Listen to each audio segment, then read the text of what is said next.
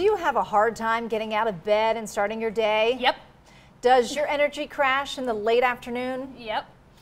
Do you have a short temper? No. Why are you asking?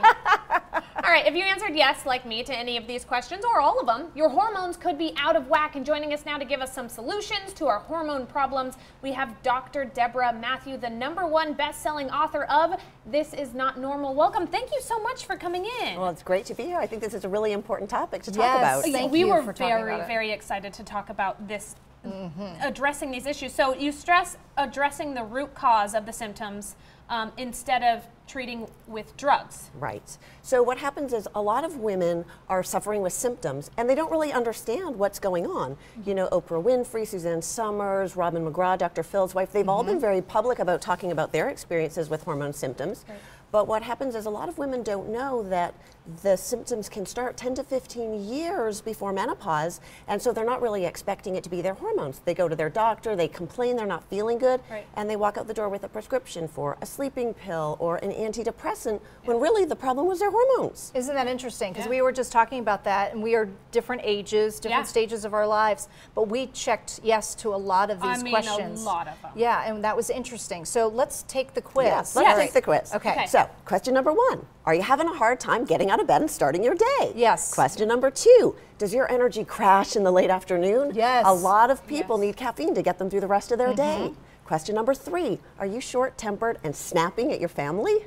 Yes. Question number 4, have you lost interest in sex? Yes. Question number 5, do you have a hard time sleeping through the night? You know, waking up at 2 a.m. and at 4 a.m. Yes, Not I do it all the that one time. for me. I do that all the time. Question number 6, are you struggling with your weight and belly fat?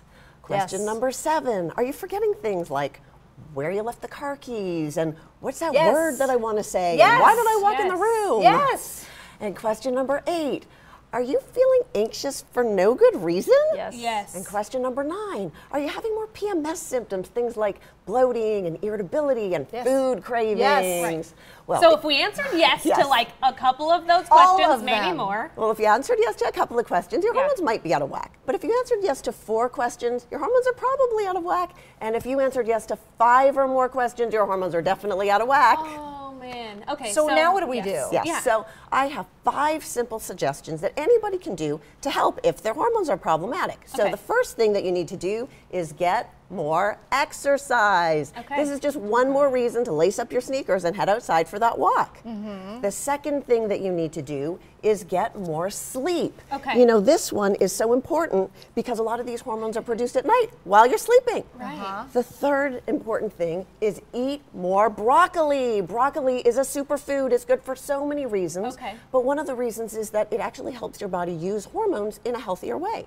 Oh, I'm going to just Really? stock up on some I broccoli. know. The fourth thing that you need to do is cut out sugar. Oh, sugar's killing us. I know. Sugar it drives inflammation, and inflammation drives your hormones right out of whack. Right. I promise anybody who can get rid of sugar will feel better. And sugar's in everything. And sugar's in everything. And the fifth thing that you need to do is reduce stress. Oh. We actually have research that shows that women have less hot flashes when they go on vacation. And a lot of people know about cortisol, the hormone that causes the belly fat. Yes. But there's lots of things you can do to reduce stress. So breathing exercises, meditation, yoga, laughter, prayer.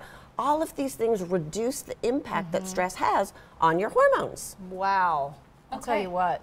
But the getting more sleep is hard because if you're, if I have no problem falling asleep, it's staying asleep. It's staying asleep. It's at 2, 3 a.m. Exactly. For me, it's the stress. Because now I'm like, oh my gosh, I have a hormone problem. And then I'm stressing out about that. And then I'm like, oh my gosh, I'm stressing out. I need to stop stressing out. And that's That the makes it hardest worse, part for me. right? Yes. So you may not be able to reduce the amount of stress in your life, but you can definitely reduce how the stress impacts you. Right. So taking that meditation some time, is good, right? Taking care of yourself, taking some time out, going for the walk, breathing exercises, petting your dog, being outside in nature.